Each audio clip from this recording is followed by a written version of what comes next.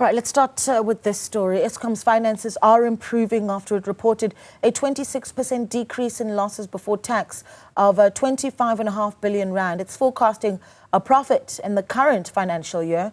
The utility is hopeful Nersa will support its 36.1% tariff increase when it announces its decision on Friday. But our business editor, Xolani Mbanjwa, has more.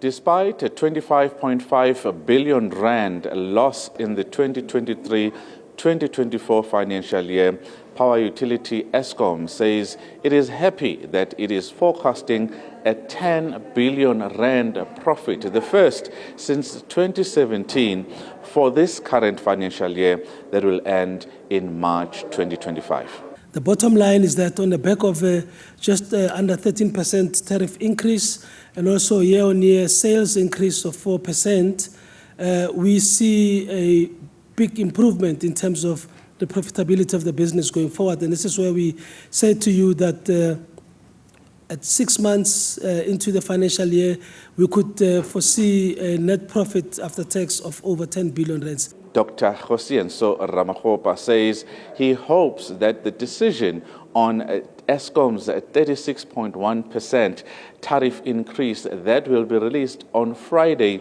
is going to be favorable to Eskom. But he also says the National Treasury, Eskom and his department are working on cushioning all customers from the high tariff increases expected next year. What has become apparent through the process of the tariff application, which was placed before the South African public for their own comments, an independent process that is run by Nersa. One of the things that have come out is the need for Eskom to be a bit more transparent, accountable.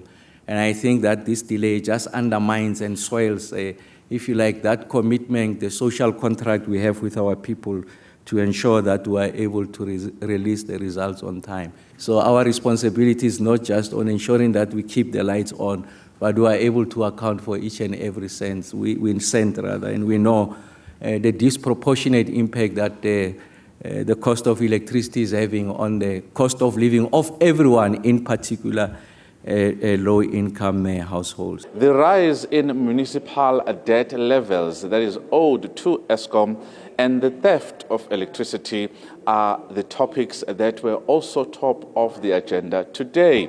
Eskom is of the view that without taking care of the municipal debt, there is no way that the price of electricity is going to come down. 2.1 million people just on Eskom account were not paying for their services. That amounts to about 2.5 billion rands per month.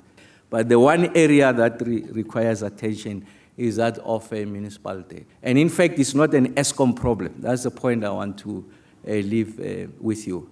It's a sovereign problem because someone much later has to pay for this.